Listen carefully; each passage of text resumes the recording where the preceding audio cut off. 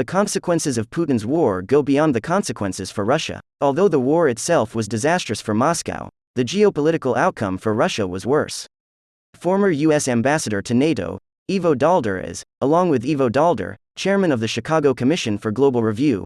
When world leaders last gathered at the Munich Security Conference, the annual global confab of national security policy wonks, all talk was on whether war was about to return to Europe.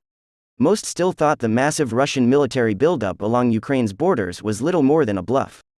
And those convinced Russia was about to attack its neighbor believed there was little the West could do to prevent Kyiv's swift defeat.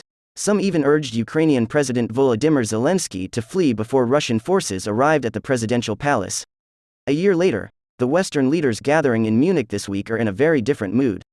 Far from a swift defeat and subsequent life under a Moscow-controlled puppet government, Kyiv not only stands defiant but has the upper hand in the war. The West is more united than at any time since the end of the Cold War, and more committed to ensuring Russia's defeat than at any time since the war began.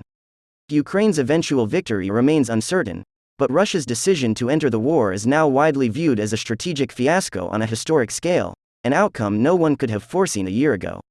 The war itself proved disastrous, but the geopolitical consequences for Russia were rather worse. Quote. Convinced that the East is rising and the West is waning, the two leaders are determined to wrest the reins of world leadership from the faltering United States, and Moscow and Beijing had good reasons for trust. The West has been deeply divided over the past half-century, particularly as its former leader, then U.S. President Donald Trump, appears to have abandoned America's long-standing commitment to strong alliances and open markets. He defends freedom around the world in favor of the America First policy. His successor U.S. President Joe Biden said, "America is back." The disastrous unilateral withdrawal from Afghanistan has made even the country's oldest allies worry about America's strength and resilience. So Russian President Vladimir Putin launched a war of conquest, convinced that Ukraine was unable and unwilling to resist Russia and that the West was too weak to respond without wringing its hands. Besides, Beijing will turn its back. How wrong he was. Far from failing to resist, Ukrainians, though outmanned and outgunned, united to defend their country, and Russia's much vaunted military proved disastrously ill-prepared for a real fight. According to some estimates, over 200,000 Russians have since been killed or wounded. Half the country's tanks and armor has been destroyed or captured. Russia's air force has yet to gain control over the skies, and its inventory of precision-guided missiles, bombs and ammunition is depleting fast. In the coming year, Russia's military will find it difficult to hold on to the gains it has, let alone make any more.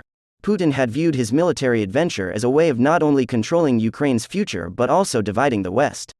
Instead, shocked by the return of full-scale war to the continent, Western countries acted in unison, cutting Russia off from the global economy, rapidly weaning themselves off Russian energy, and both arming and training Ukraine's military. They pledged to bolster deterrence in Eastern Europe and to bolster their country's defenses by significantly increasing spending over the remainder of the decade.